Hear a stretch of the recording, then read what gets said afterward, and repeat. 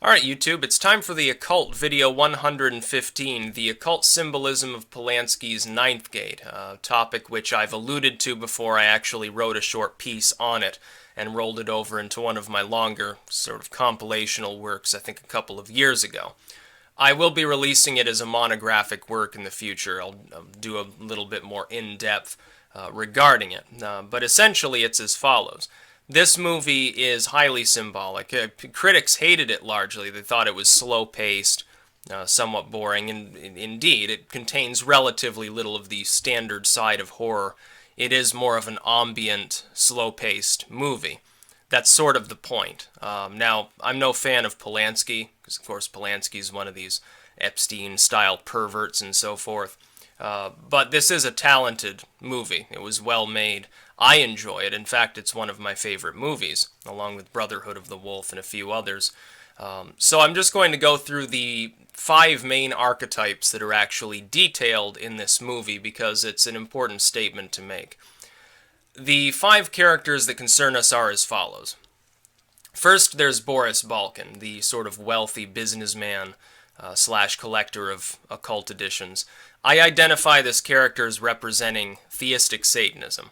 That is, Boris Balkan literally believes in Satan. Literally, later on. There will be spoilers throughout this video, so if you haven't seen Ninth Gate and you want to enjoy it without knowing too much about the plot, watch it, turn this video off or pause it, go watch it, and then come back maybe. Boris Balkan represents theistic Satanism. Of course, he attempts to actually venerate Satan, lights himself on fire, gets screwed up, and dies. He fails in his endeavor to please the Dark Lord, and has his soul taken to hell, or so we would imagine from the plot of the movie. He's interested just in power, just in Satan as a source of literally self-fulfillment, in the sense of most Luciferian sort of theistic Satanists that we would think of. The second figure is Lyanna Telfer. Now, Lyanna Telfer is not a theistic devil worshipper in this movie. Boris Balkan alludes to her understanding the power of the specific book that's being used to try to conjure Satan, but she only shows a proclivity towards wanting to use the order that was built around that book for her own financial edification and her sexual gratification, literally. Having orgies as part of the Order of the Silver Serpent, rebuilding her chateau and so forth. Kessler speaks about this in the movie. And that's about as far as she cares in regards to this actual book. It's used little more than as sort of an interesting relic to cause others to give her money so that she can build more and more of a fortune. Then we have Baroness Kessler. Now, Baroness Kessler obviously believes in the devil. She says, "Oh, I saw him as plain as I see you now," at one point in the movie. But at the same time, she's really more of an academic, in a scholarly sense. The new guard of academia, you could say. Not like Corso, and I'll get into that. Corso represents a different type of academic. More restless, more activistic, maybe. She represents sort of just the studious, almost librarian academic, the old guard academia, interested in studying the history of this book as well. She's writing a biography of its author, Torquio, in this movie that she's hoping to complete. She knows a great deal about the subject, but at the same time, she's not attempting to conjure Satan through the use of these pages or anything like that. Then you have Victor Fargas, an old Portuguese gentleman.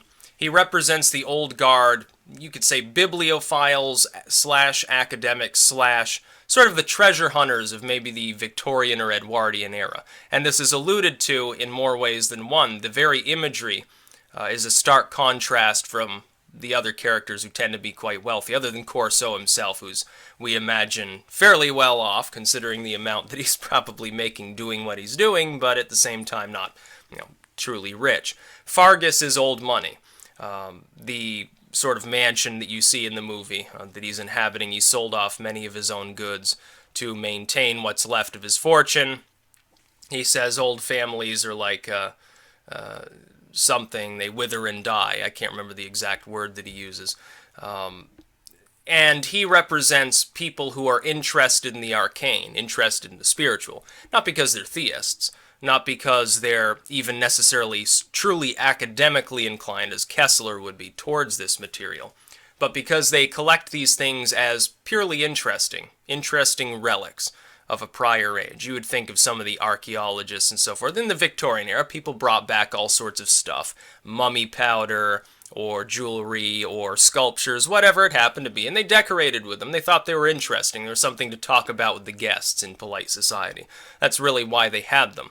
There was no significant theism involved beyond, the very superficial level.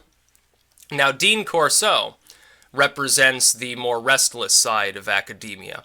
You could say the Enlightenment aspect of academics. Now, of course, at the end of the movie, who ends up unlocking the ninth gate, and we imagine becomes, I don't know, a god or goes to hell or something along those lines. It's not entirely clear within the movie. It's Corso. Why?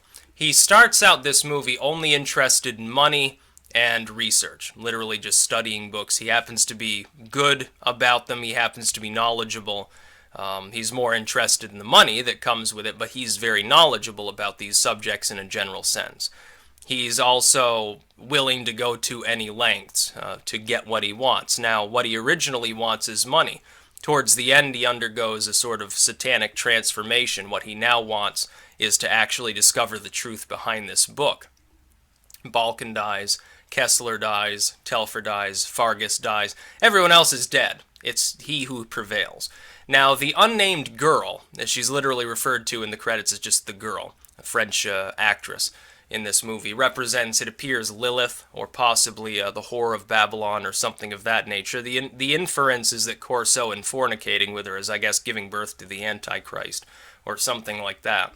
But he achieves personal enlightenment without actually specifically originally being led to this material. He's just interested in old books. He's interested in making a mint. He's interested in making large sums of money. He grabs up a complete set of Don Quixote at the beginning for like $4,000. I'm pretty sure that you'd actually end up with like $100,000 if you had such a collection. So you can get an estimate perhaps of his personal income just from this movie.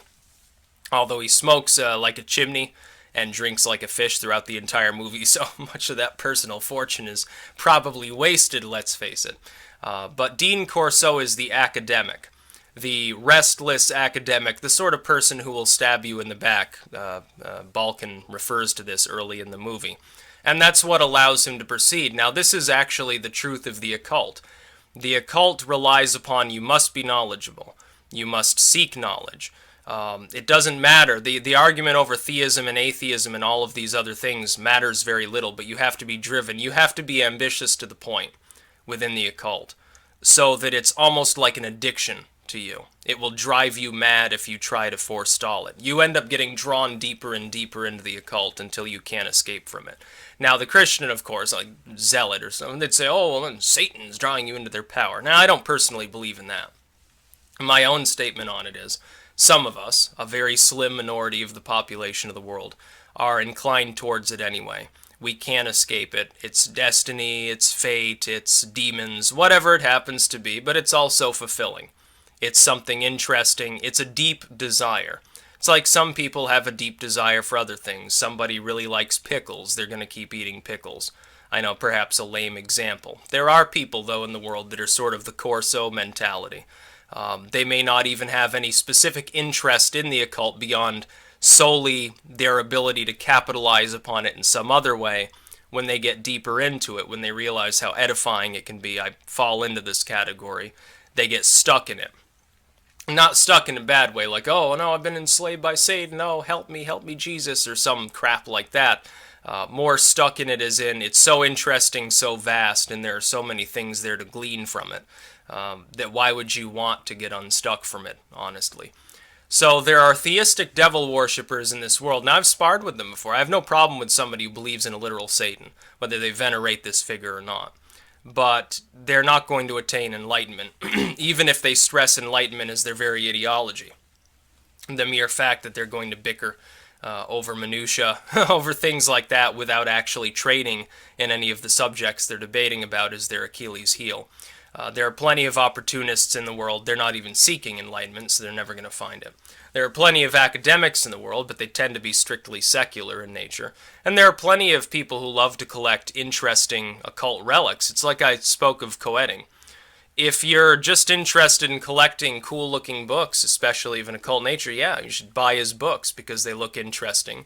Leather-bound hardcover, whatever they happen to be. That doesn't mean that the content is spiritually edifying. It just means that you're a bibliophile. There's nothing wrong with that, but it's not the literal path to becoming a living god or anything like that. And people pretending that it is. I had one shit poster on there saying, "Oh, you don't know anything about the occult." Yeah, bullcrap. I know more about it than these people can possibly believe. And the problem is, they're willing to put on a show. They're willing to put on blackface and be minstrels for the general population and act like, "Oh, I cursed this person out of my way with hoodoo and I destroyed that person with Santeria." It's all a joke.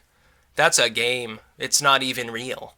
So, trying to lecture me on these subjects isn't going to go very far. But yeah, there's a little bit about the sort of 5 archetypes identifiable within Ninth Gate. It's actually, if you want to learn about the occult, watch this movie a few times and look for that symbolism and see how it overlaps and segues through the movie. Then maybe look up Polanski and who he's been connected with in time, and it's going to lead you to all sorts of stuff through the 5 degrees of separation, or it's not even 5, it's more like 2 degrees in most cases. Oh, you'd be so interested to see what a birth of material there is there. But nobody's going to lead you to it, me least of all. Find it for yourself. It's not that difficult. All you have to do is do a very small, cursory amount of research, and you'll figure it out. It's not that difficult, honestly. In fact, it's almost more difficult to miss the connections there between Polanski and some of his work, and a few very special others who are connected to a whole bunch of other shit on the other side. That's about all. Peace out.